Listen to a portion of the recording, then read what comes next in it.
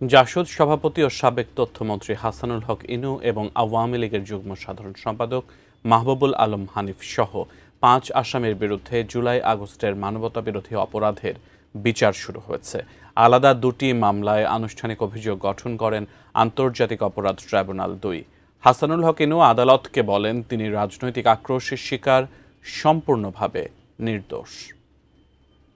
জনগণ আর কখনো জুলাই আগস্টের গণ অভ্যুত্থানের সময় কুষ্টিয়ায় ৬ জনকে হত্যা, উস্কানিমূলক বক্তব্য ও ষড়যন্ত্র, এই ৩টি অভিযোগে আওয়ামী লীগের যুগ্ম সাধারণ সম্পাদক মাহবুবুল আলম হানিফ সহ ৪ আসামির বিরুদ্ধে বিচার শুরু হয়েছে। রোববার বিচারপতি নজরুল ইসলাম চৌধুরীর নেতৃত্বাধীন ৩ সদস্যের আন্তর্জাতিক অপরাধ ট্রাইব্যুনাল ২ আনুষ্ঠানিক অভিযোগ গঠনের আদেশ দেন।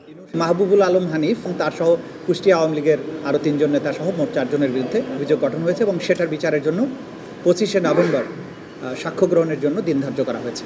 হানিফ ছাড়া এই মামলার অন্য ৩ আসামি হলেন কুষ্টিয়া জেলা আওয়ামী লীগের সভাপতি সদরউদ্দিন খান, সাধারণ সম্পাদক আজগর আলী ও শহর আওয়ামী লীগের সাধারণ সম্পাদক আতাউর রহমান আতা। ৪ জনই পলাতক।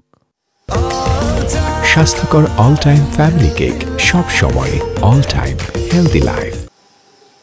একই দিন ট্রাইব্যুনাল ২ জুলাই গণ অভ্যুত্থানের মানবতাবিরোধী অপরাধের মামলায় সাবেক তথ্যমন্ত্রী ও জাতীয় সমাজতান্ত্রিক দল জাসদের সভাপতি হাসানুল হক ইনুর বিরুদ্ধেও আনুষ্ঠানিক অভিযোগ গঠন করেন। তার বিরুদ্ধেও বিচার শুরু হলো।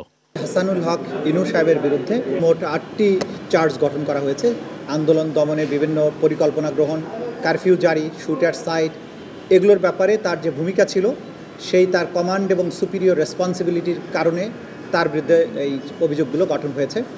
বিগত সময়ে যিনি প্রধানমন্ত্রী ছিলেন শেখ হাসিনা, তার সাথে টেলিফোনে কথা বলে ড্রোন ব্যবহার করা, হেলিকপ্টার ব্যবহার করা, বোম্বিং করা, এইভাবে ছাত্র জনতাকে হত্যা করার যে পরিকল্পনা, সেগুলো নিয়ে প্রাইম মিনিস্টারের সাথে তার আলোচনা হয়েছে। তিনি তার সম্মতি জানিয়েছেন, পরামর্শ দিয়েছেন। হাসানুল হক ইনু জোর গলায় বলেছেন যে উনি সম্পূর্ণরূপে নির্দোষ।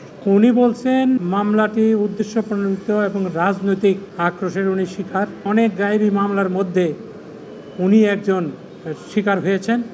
হাসানুল হক ইনুর মামলায় আগামী ৩০ নভেম্বর সূচনা বক্তব্য ও সাক্ষ্য গ্রহণের জন্য দিন ঠিক করেছেন tribunal ২। Javed Akhtar, ATN news, Dhaka.